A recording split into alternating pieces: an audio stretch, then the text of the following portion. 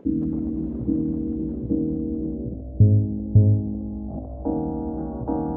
think the reason I wanted to do the trip is because I'm a quarter Dutch, which is not a lot, but it's enough for me to feel some connection to the country, to the people, to the language.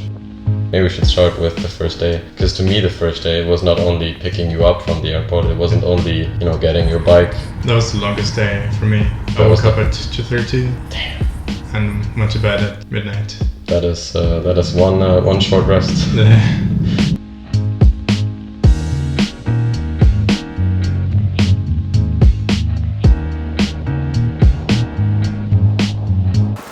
Ready? Ready to go? Yep. Bike number 1. Number 1. Bike number 2. Number 2, now bike number 3. And then bike number 3. And the organizer of this. We're now at kilometer 0. It's raining a lot and it's 1 o'clock pretty much. So yeah, time to go. Let's get going.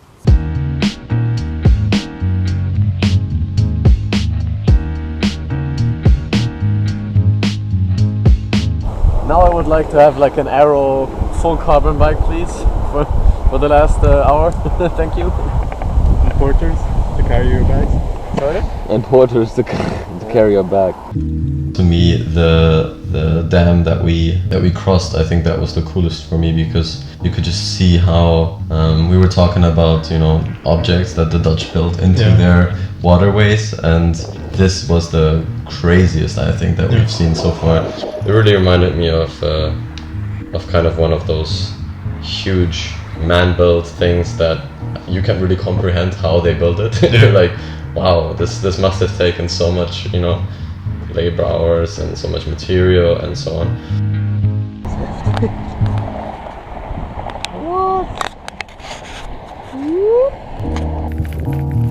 We got to what is called Hellevoetsluis. That was the first beautiful town that we've seen on the way. I'm trying to think. I think definitely of that old thing, whatever that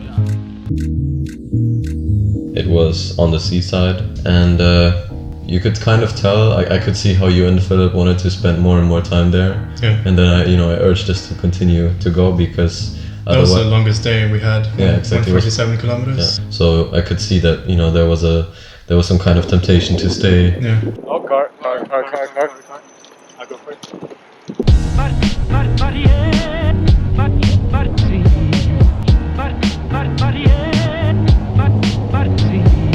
We headed to Rotterdam, right? Yeah. Rotterdam was the next goal on the map, and what made me the happiest when we reached Rotterdam was that we crossed the Erasmus Bridge and being able to have lunch at the bridge.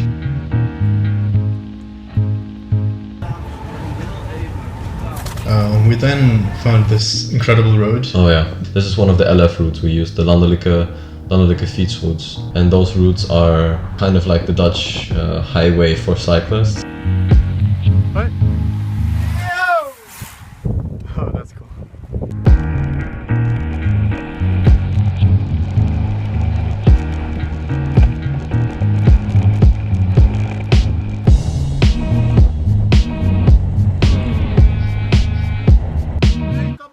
Hey. That's cool. Yeah. See, we have to be like them, and not like. Well, they've been riding for how many years now, you do?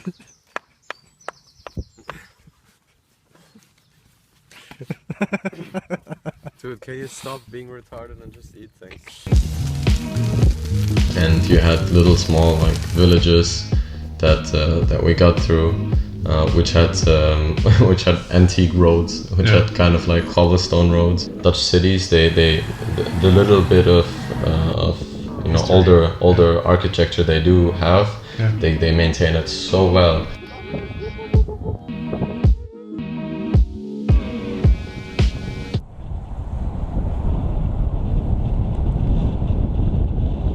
Third day was quite fun because we went through Amsterdam.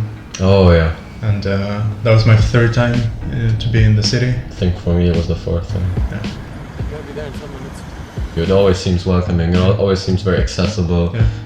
As a cyclist, you have to be careful. Yes, yeah. There were some ridiculous moped drivers. Sometimes they really took you by surprise. And in Amsterdam, it was stressful, yes, but again, you felt quite welcomed by the city.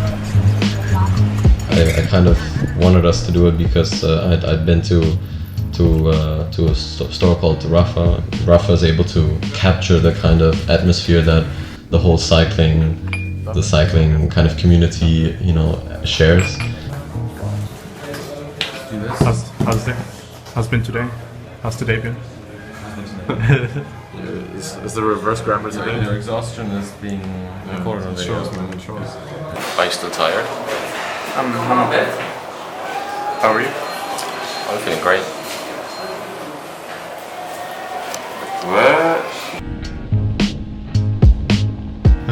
And once we left Amsterdam, we went through one of my favorite cycling paths, which was just in the middle of a field. Yeah, it's kind of odd, right? It was like in the middle of a field. We'd see lots of animals, we'd see horses, it was really a nice kind of path leading straight through those fields. You didn't have to take detours, it was just straight through there. You know, I had the feeling that it was a very remote kind of cycling path as well. Not many people were cycling around that area.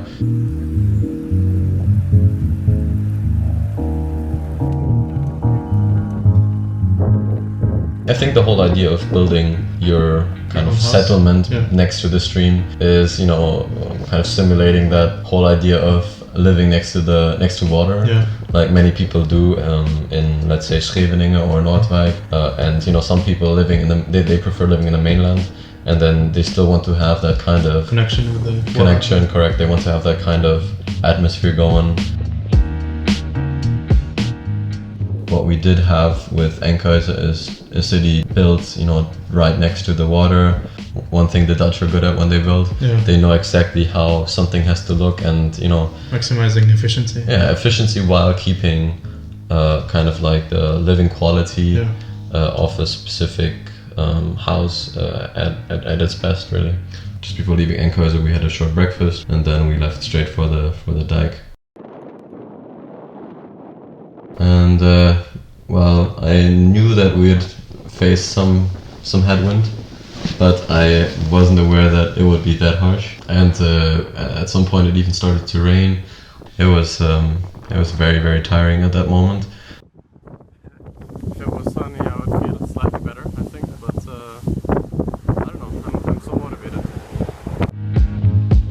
And I definitely knew that having you on board would be a fun way to, you know, have more of a balanced team, because I think with my brother, I think he thought it was quite easy. As you remember that one scene on the dike with the phone that almost you know, decided to go into the water to go for a swim. At the end of the dike, we were quite tired already at that point. I'm struggling. Send help. Someone. And we knew that we'd still be crossing the whole province of Flevoland. What music are you listening to? Coldplay. It's very relaxed. Yeah. The whole atmosphere around the place where we were suddenly became even more rural than the other places, and there were lots of forests surrounding us, and I don't know, it was just very, very green. And at that night, because we were situated in a very, very, very closed off region, we decided to buy something at Albertijn. So we had an Albertijn sponsored dinner. Dinner.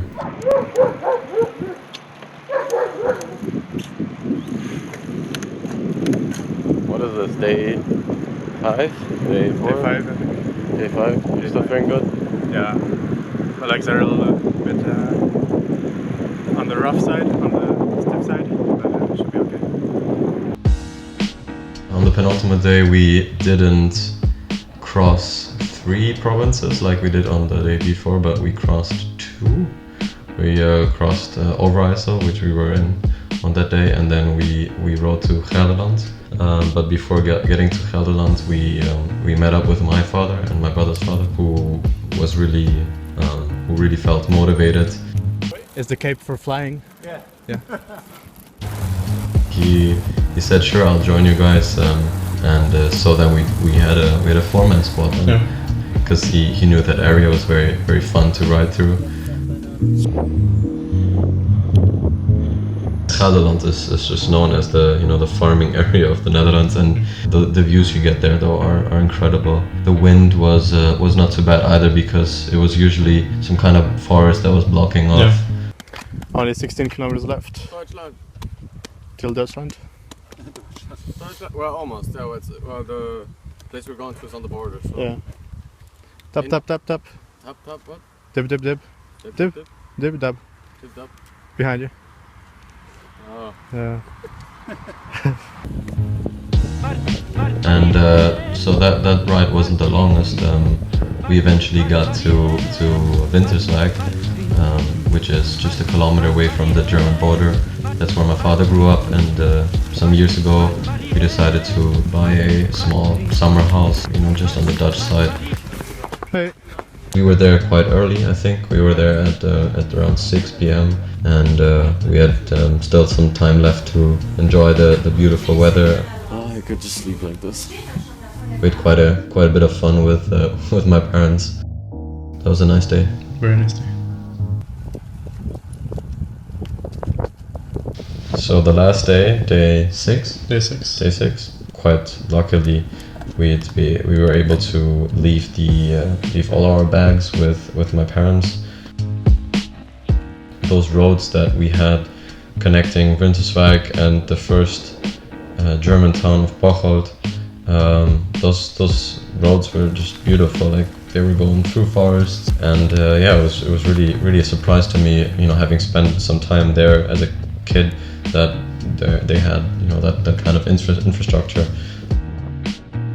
But of course, after having such a nice experience, be having a little tire incident, exactly. Do you think this is gonna fit in there? Or Yeah, should be good. Eine andere Fahrradtaste auch gar nicht mehr auf, so ungefähr. Hoffen wir, dass das der einzige Platte heute ist.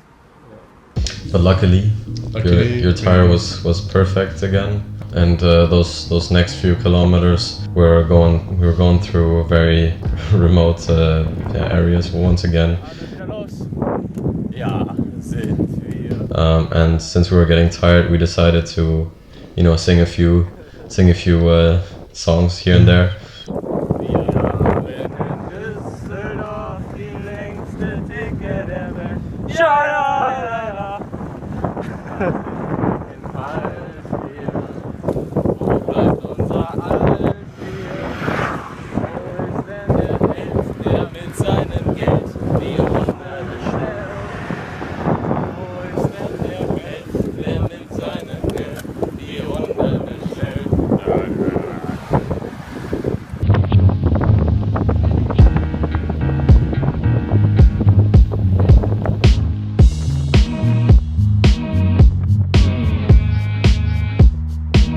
How many kilometers left?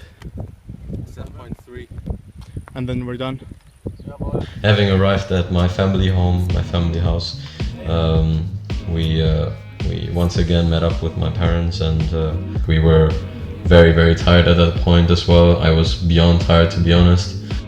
Having some time off our bikes will definitely make us appreciate our next bike tour as well.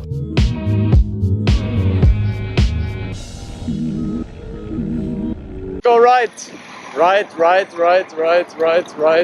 yeah.